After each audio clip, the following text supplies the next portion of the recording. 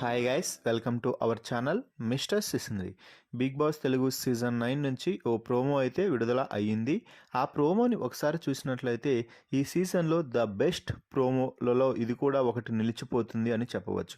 ఎందుకంటే ప్రోమో అలా ఆ రేంజ్లో ఉంది. మరి ఇక ప్రోమో విషయానికి వచ్చినట్లయితే వైల్డ్ కార్డ్గా బిగ్ బాస్ హౌస్లోకి ఎంట్రీ ఇచ్చినటువంటి దివ్య నిఖితకి బిగ్ బాస్ ఒక యుద్ధం లాంటి టాస్క్ అయితే ఇచ్చాడు.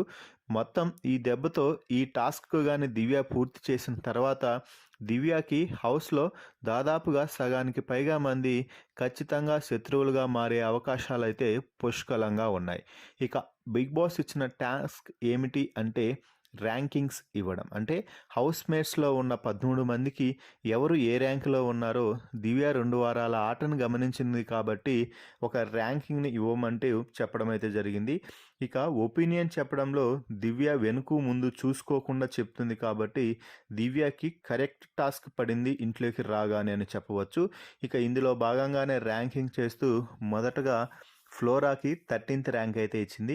ఆ తర్వాత 12th ర్యాంక్ రాముకి ఇచ్చి ఇన్ జనరల్ మీరు ఎందుకో కూడా అసలుకి యాక్టివ్గానే లేరు, అసలు ఏమీ కనిపించలేదు నీ గేమ్ అంటూ రాముతో చెప్పింది.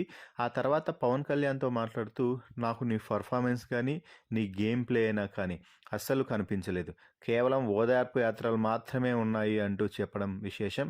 ఇక శ్రీజతో మాట్లాడుతూ ఎప్పుడైనా ఒక బ్యాలెన్స్ మెయింటైన్ చేయాలమ్మాయి, అది నా స్ట్రాటజీ అంటూ మళ్ళీ కౌంటర్ ఇచ్చే ప్రయత్నం చేసింది శ్రీజ.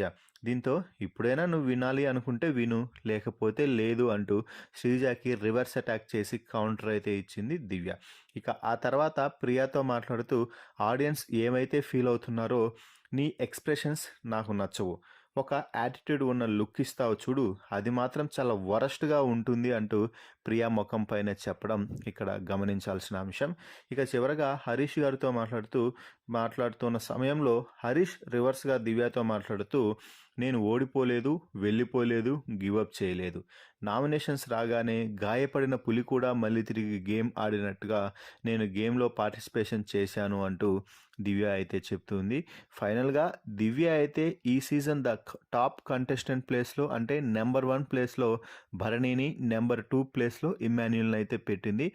మరి దివ్య ఇచ్చిన positive response or negative response ఏదైనా కానీ ర్యాంకింగ్ విషయంలో మీకు ఏమనిపించింది అనే అభిప్రాయాన్ని కామెంట్స్ రూపంలో తెలపండి. మరిన్ని బిగ్ బాస్ లైవ్ అప్డేట్స్ కోసం మన ఛానల్ని చూస్తూ ఉండండి.